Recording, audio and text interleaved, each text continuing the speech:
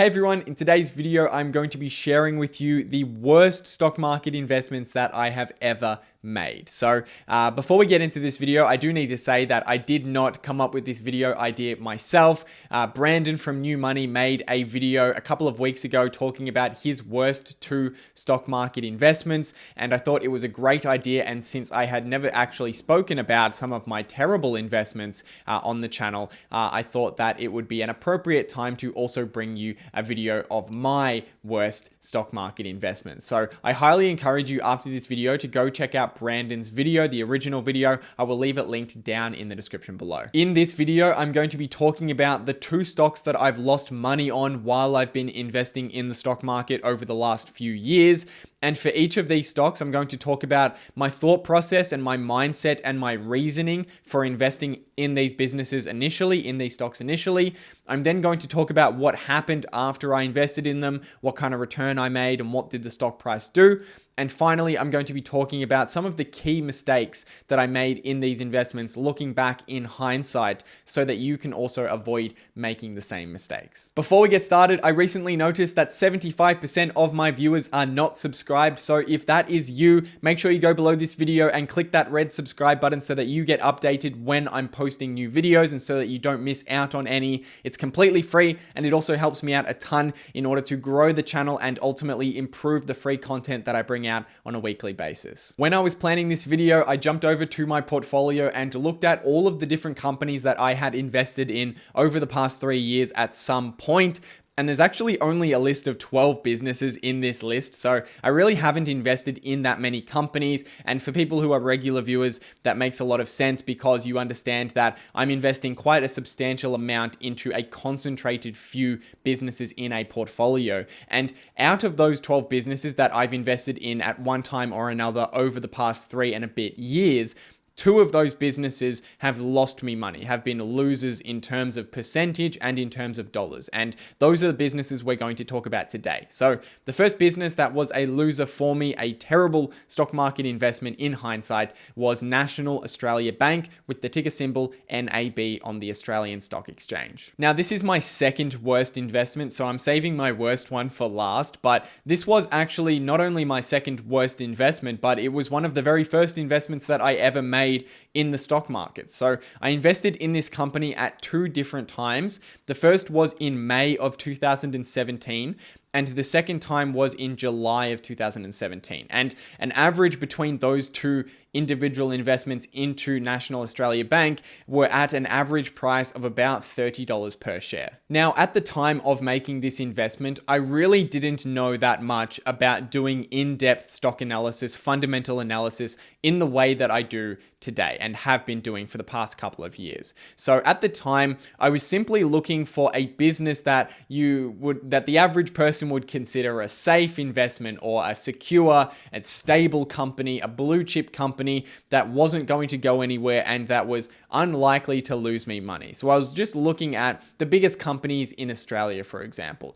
And there was a couple of other characteristics that I liked about it. For example, it had a 10% dividend yield at the time. So any beginner investor is immediately drawn to the fact that they can pull, or they think that they can pull 10% cash out on a yearly basis from that investment. So based on those things, I made 2 investments into National Australia Bank. So essentially, this was one of my very first investments. I didn't know what I was doing. I didn't know how to analyze a company properly, let alone analyze a financial institution, which I still don't know how to analyze a financial institution properly. So I was way out of my depth investing in this company, and it shows as it is one of my worst investments over time. The stock was already trending down for quite a while before I invested in it, and that downward trend just continued afterwards over the next couple of years. The stock fluctuated from being down 10% to down 20% for the first couple of years that I held it, all the way up until March 2020.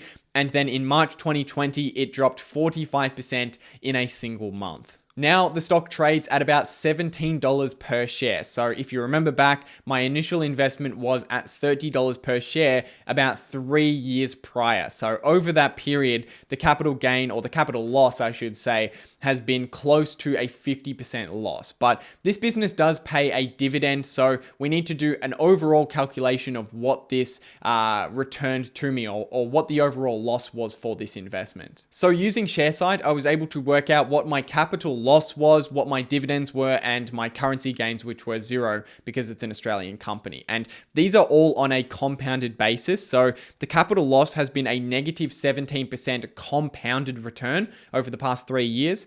The dividend yield has been 6.9%, again compounded. And that gives us an overall compounded loss of negative 7.5% over the past 3 years. Now, this investment had a lot of mistakes because, as I said, I really had no idea what I was doing. And looking back now at my younger self making that investment, I can just see so many holes in what I was doing at the time. And really, we can break this down into the 4 key areas of analysis that we focus on, and that I focus on today and have been focused on for a couple of years now. So going back in terms of circle of competence, I didn't understand the business, and I didn't understand it on a number of different levels. One is it's a financial institution, so I had no interest in learning more about it. I didn't understand how it functioned. I also didn't read many annual reports at the time. I think I briefly went through the first one, or the latest year at the time, 2017 or whatever it was, and I certainly didn't go through all of it, and I certainly didn't develop any kind of understanding of the business. In terms of whether the business has a distinct competitive advantage, a wide economic moat, I didn't do any kind of calculation or any kind of work to even figure out what that competitive advantage might be. I didn't go through and assess management at all. I had no idea who they were. I didn't know how they were performing and at doing internal investments within the business, and I had no idea how much debt the company had. And finally, for the intrinsic value section, I didn't try and estimate what the future cash flows of the business would be, and therefore figure out what would be an appropriate price to pay. I was willing to pay anything for this stock. And the truth of the matter is, even if I had tried to do a calculation, it would not have been accurate. Why? Because I didn't understand the business. I didn't do the work to learn everything about the business. And for starters, I wasn't investing in a business that I was really passionate about and that had values that are aligned with mine. Now, in terms of the stock at the moment, I actually still hold this stock in my portfolio, and that might seem strange considering that I just said that I have no interest in it and that I haven't analyzed it. But honestly, I'm just holding it for sentimental value. It's one of my very first investments, and I told myself, considering it's less than 1% of my portfolio and really has no impact on my overall results, I'm just going to leave it there for as long as possible and see what happens. So I'm just going to leave it there. It's less than 1% of my portfolio, so I guess we'll see what happens over time. Oh, and the other thing that I want to mention in terms of National Australia Bank is that just because it was a bad investment for me doesn't mean that it's a bad investment for everybody, right? Because it's a bad investment for me because I don't understand the business. For someone who does understand financial institutions, for someone who can identify the competitive advantage, if you think the management team is great and you can do an accurate estimation of future cash flows, then you may be able to find a price in which National Australia Bank is a good investment. But that's just not something that's possible for me, considering it's in an area that's outside of my area of competence. So finally, we get to talk about my worst investment ever. And this is the worst investment ever in terms of the percentage return that it's delivered me